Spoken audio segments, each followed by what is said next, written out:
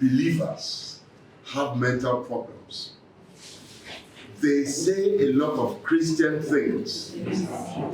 They say a lot of Christian things, obviously because that's the world they have been revolving in. At some point, some strange things begin to happen, and we are not quick to identify them as mental problems.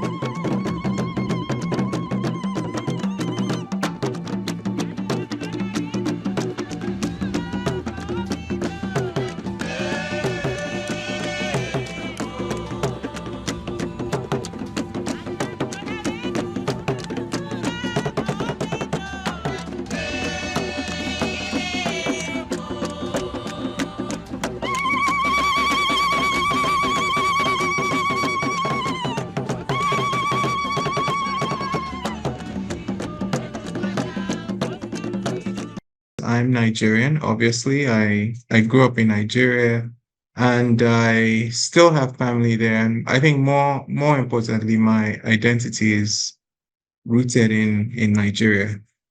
And I'm very conscious of the fact that I received a lot.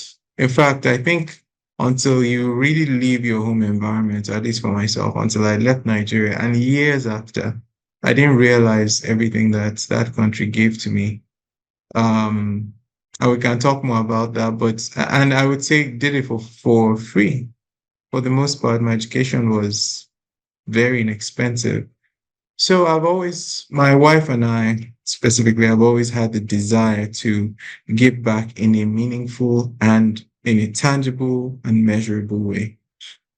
So a few years ago, when we kind of came to the point in our lives where we felt we could do so with consistency, we formed a foundation called Curitan Foundation.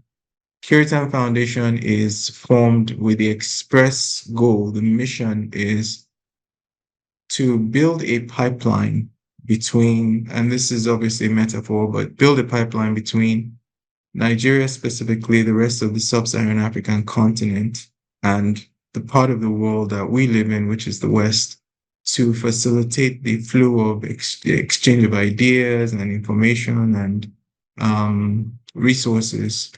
And because my background is in mental health, and mental health is such a big untapped area of need, we felt that we should focus on that arena. So it's really a pipeline. Curitan, and by extension, the work that we're doing through Curitan is intended to resource the African continent with tools and expertise to address mental health needs, which are huge. There are things that our people in Nigeria have developed that are very much a resource that the rest of the world needs to learn, but there are also things that the rest of the world can give us. So Curitan is meant to be that bridge. And this was this was an inaugural medical mission trip. Let me start by introducing our colleagues. My colleagues, and obviously that's my wife, Kemi. Let me say something very quickly. This book would never exist if not for her. And that's simple. My colleagues are Dr. Jean Wright. Dr. Wright is the Deputy Commissioner for Philadelphia's health system, public mental health system. Wears a lot of hats. In addition to that administrative and leadership role, he's nationally known, internationally known. He speaks on trauma and traumas, particularly to faith audiences around the world. And just this year, he's been to Greece. He's been to Israel. This is his second trip to Nigeria. Yeah, we didn't drive him away the first time. So he's, they named him. They haven't named the street after him. right, so that's Dr. Wright.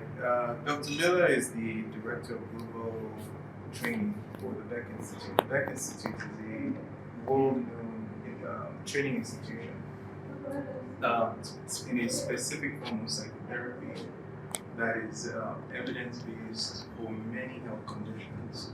And he's done training around the world as well. Jordan, just this year, Jordan, Egypt, Korea, and several other places. So we're very privileged to have you.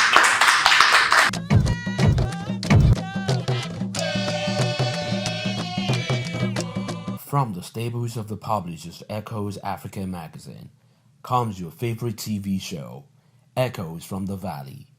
African story like you've never seen it. So many of these folks, they see Africa as just one country. And the woman came to me and she goes, so what color is the flag? I said, what flag? She said, the flag of Africa. I was like, oh my God. I'm like, do I now educate this woman or do I just tell her and move on? Recorded in locations across Africa and diaspora, it is Africa from African perspective. As governments, as individuals, we have got to tell our stories. We wanted to be pragmatic. And our initial, not to do too much, but really to, again, start to lay the foundation for future collaboration. We recognize that this is not a sprint, this is a marathon. We're going to be doing this for the next 20 years. But it's important to start well, and I'm satisfied that we accomplished that goal. We also wanted to make sure, and I think this is important for our listeners, we also wanted to make sure that our guests, the speakers that came with us, because they came at their own expense. We didn't pay for their flight tickets. They paid for their flight tickets. They took their own time, time off from work to come to spend the whole week with us. And so we wanted to make sure that they had a good experience. And I'm confident that they did. And finally, we wanted to make sure that we signaled clearly to our partners in Nigeria, those that we have already and those that we'll be building, that our intention is to be collaborative and to be supportive. And I believe we accomplished that goal as well. I would say the final goal was to deliver something tangible. So the trainings, even they were a skill transfer, and that's a tangible thing for our guests. So I would say we accomplished our goals pretty well. Right? You have access to medical professionals. We have access to you, right? And so when I have a spiritual manifestation, but I don't call the psychiatrist, I call the reverend. Because this person needs pastoral counseling, right? Because everyone doesn't need therapy and everyone doesn't need medications. And that's where the partnerships that I've formed in Philadelphia is really helpful, right? And so I have a coalition of pastors that I work with in the city, right? So I'm able to stay in my lane as well. But I'm not in my lane by myself. I have access to the pastors who have the experience that you guys have experienced. And so together we share those stories, we share the resources that we both have. So it doesn't have to be one or the other. Like many other parts of the world, including the US actually, and the faith community is extremely influential in Nigeria. And because we're focused on mental health, because so many people, when in distress, go seek help first from their clergy or their ministers, their pastors, their imams, their rabbis. That's where people go to get help. So we felt strategically that it made sense to develop partnerships with the faith community. Now, I have to say that oftentimes there's a tension between those two groups historically, because there's just they're very different understandings of mental health and how those conditions come about. So we felt it was important to create a forum to introduce these groups to each other and sort of try to start a conversation. And I have to say It was very well attended. It was also very well received. Christianity, a lot of funny things happen these days. And we all just believe that, is being by the Spirit of God. Of course, to few, we know that this is not, God is not in it. But we just felt, you know what, if we come together as elders, as ministers, as church leaders to discuss this thing in an atmosphere where I can ask questions. There's some things that, okay, you see, and then, because, for those of us that maybe Yoruba setting, there's something, so they don't talk about it or whatever. We are here as friends, as, colleagues, as people that we know. I know practically everybody here by His grace and mercy, and then we can ask questions, we can feel free. So if in the congregation we notice anything that appears to be, it will be very easy for us to say, oh, okay, I attended this conference, you know what? And then from here also, we can have other things springing up. And unfortunately, I didn't realize that it had anything to do with mental illness. I immediately thought it was a spiritual condition. And I tried as much as I could to minister to him. But it continued over time. Now I was moving out of that house, and so he had to move too. And I didn't hear anything from him after a long while, until I just learned that he died. Hearing all this, I wish I knew all this at that time. I probably would have just called one of my doctor friends, and he would have admitted him. I think it was humbling to be with people who are, because many of those people I've known since I was a child, since I was a young student. They're very seasoned people with international reputations, people who are very highly regarded. So first of all, the fact that they took their time to come to attend or to meet with us was big. The fact that the subject matter being discussed is taboo in many parts of Africa, and certainly in Nigeria. People don't talk about mental health. So the fact that you had these seasoned ministers who are willing to be vulnerable, to share experiences that were difficult and to be open about them, it said a lot. It meant a lot. And I think there was also an openness. And in fact, I would say for the younger, because there was a mix of, there were people who were younger there, early in their, service as ministers, and people who were much more seasoned, as I said. There was a hunger. I remember one young lady, she had so many ideas. She was talking about how she's engaged young people in her church, and they have a lot more questions, and they're much more open, than the older generation. And she's seen all these signs of distress. She just kept talking, and I thought to myself, oh my goodness, this is an untapped font right here. And so I was like, yeah, keep talking. The woman came to me and she goes, so what color is the flag? I said, what flag? She said, the flag of Africa. I was like, oh my God. I'm like, do I now educate this woman, or do I just tell her and move on? Recorded in locations across Africa and diaspora, it is Africa from African perspective. As governments, as individuals, we have got to tell our stories. What is your African story? Nigeria, Echoes from the Valley. For sponsorship, participation, and advert detail, please call the numbers on your screen. Echoes from the Valley, telling the African story. So this was heartening. It was heartening that, people are now open to it, especially in the faith community, where there used to be such resistance. It was always a single attribution, it's lack of faith, spiritual causes, sin, all that sort of thing. But I think people are recognizing now that there's a lot more to it. So I left that meeting very encouraged.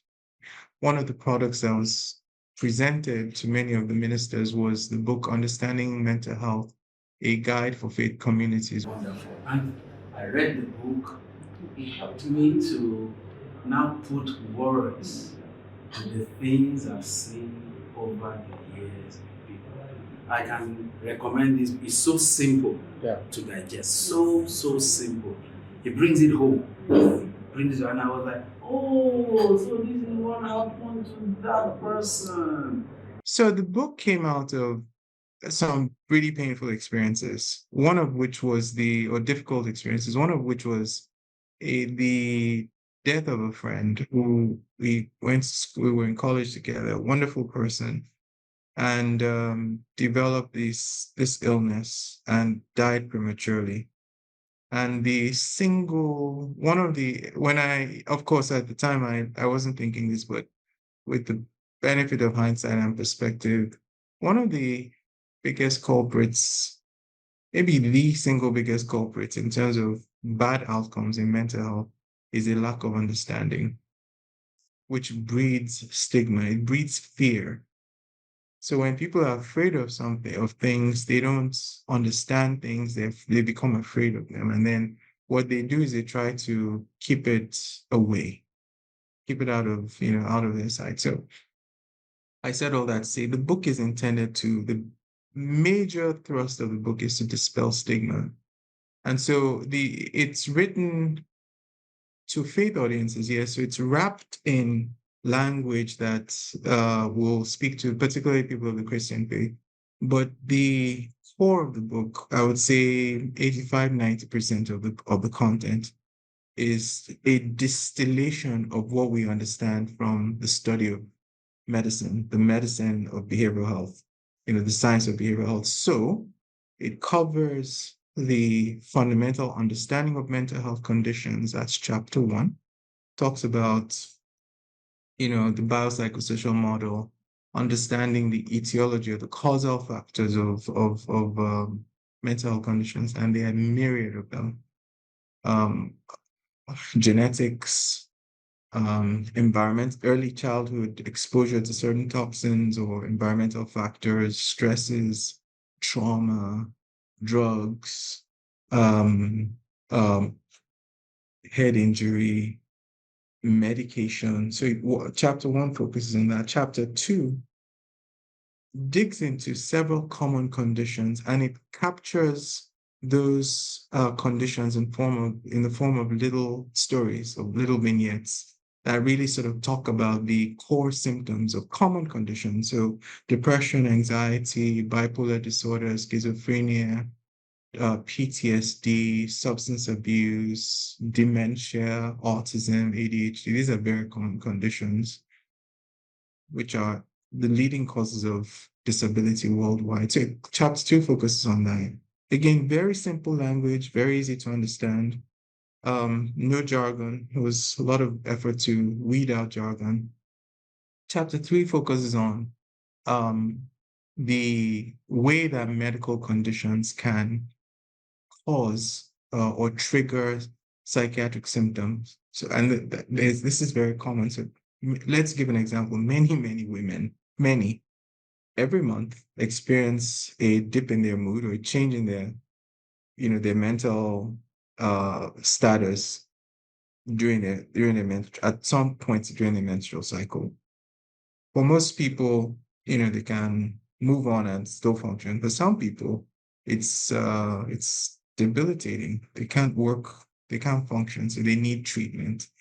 Things like common medications, steroids, beta blockers, benzodiazepines, antimalarials, some kinds of pain medicine can trigger mental health symptoms. Antihypertensives can trigger mental health symptoms. People take these medicines every day. They're prescribed these medicines, develop symptoms they don't know. Connective tissue diseases, hormone endocrine conditions, hyperthyroidism, Addison's, Graves, all these things, they can cause mental health symptoms. So that's chapter 3. Chapter 4 talks about how the conditions are treated. So it defines the different types of professionals that are involved in treating mental health conditions, what they do, And then it talks about what treatment looks like. The idea behind that is very often when people become ill, they are afraid to get help because they think, oh, I don't want to go talk to a psychologist because they're going to be psychoanalyzing me and planting thoughts in my head and messing my mind up. Where, something like cognitive behavioral therapy is so straightforward. It's like, it's literally, it's manual driven. You can literally do A, B, C and expect to get this result. It's very straightforward. So it attempts to simplify what treatment looks like, talks about medication, gives the rationale for medication, talks about psychological treatment, talks about psychosocial, and then it also talks about the role of religion and some religious-based approaches to treatment. Chapter 5 talks about what to expect when you go to get help, and things that people can do when they're in a crisis, the role of the family, taking care of yourself, keeping the loved ones safe, basic things, but things that people don't know. So very often when a person is ill, becomes ill, particularly with some severe conditions like schizophrenia, they lose touch with reality. So they may act in ways that are very disturbing to people around them. What often happens is people attempt to control them by starving them or beating them or chaining them up. This is very common. They chain them up or they beat them, and people die from this where they don't have to. So chapter 5 talks about what to expect when you go to get treatment, understanding the difference between inpatient treatment or admission, outpatient treatment. Chapter 6 pivots to talking about wellness. So it gives a lot of information on how we can maintain, optimize our health. So things like getting adequate sleep, things like getting adequate exercise, things like going outside in nature, things like stress management, like having boundaries, all these things that are, I think people may know of them, but may not necessarily tie them to mental health. So that's chapter 6. And chapter 7 wraps up with a discussion on how faith interfaces or how people can integrate faith in their healing process, which is profound. I mean, even secular scientists know if you have one person who truly believes they're going to get well and is motivated and determined to get well, and you compare them with people who are not, they don't have the same determination and they don't really believe they will be well, the outcomes kind of speak for themselves oftentimes. That's not an absolute, but it's known to be a factor. So those are the 7 chapters. It's about 100 pages. I should add that it's available in Nigeria at Roving Heights. It's also available on Amazon. If you have a Kindle subscription, you can download it for free. We've intentionally gone out of our way to make it easily accessible. It's 3,000 naira for 1 copy in Nigeria and 5,000 for 2 copies. We kept the price low so that people could access it. People are surprised that such a complicated topic can be easy, can be understood. You can read this book in 3 or 4 hours if you sit with it, or you can read it in a week if you read 1 hour a day. So people are surprised that, it's so easy to read and easy to understand. And I think there's a lot of appreciation for the information that's in it. Because if you think about it, this is about 2 decades of study that's distilled into this one book. And obviously, I'm speaking from my own experience, but there's references from a lot of literature in there. So it's been well received. And I would say that the next thing we're working on now is our team is working on a webinar series that delves into the content. So because we recognize that not everybody has either the time or the inclination or the interest in reading. So we want to make it accessible in other ways, like doing webinar series where we go over the content of the chapter and then there's a discussion, Q&A. Oh, I should add that we've also added study questions. So the book is designed as a study guide. There's a study guide actually, and their answers to the questions at the back. So small groups can take it, they can study it, they can use it as like they can go over it over a period of time. It's all of that was intended to make it as easy to understand and as useful to the reader as possible, particularly people who have no background in mental health. So we're doing a webinar series. At some point, we hope to have an audiobook version as well. Comes your favorite TV show, Echoes from the Valley. African story like you've never seen it. So many of these folks, they see Africa as just one country. And the woman came to me and she goes, so what color is the flag? I said, what flag? She said, the flag of Africa. I was like, oh my God. I'm like, do I now educate this woman or do I just tell her and move on?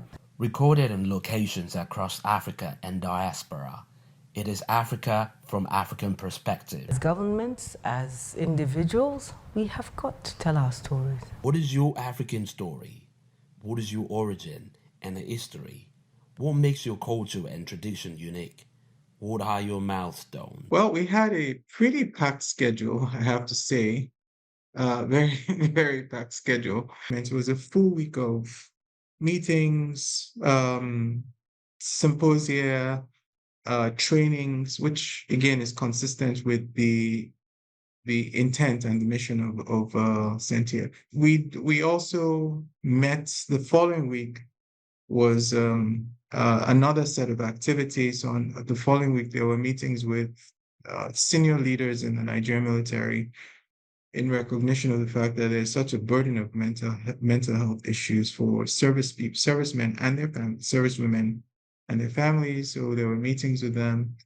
We had a book launch, which was well attended by and covered by a certain crew of Echoes Africa, wonderful people. And so there was a book reading, 7 chapters in the evening at Roving Heights bookstore in Garki, Abuja. Echoes from the Valley. For participation, please call the numbers on your screen.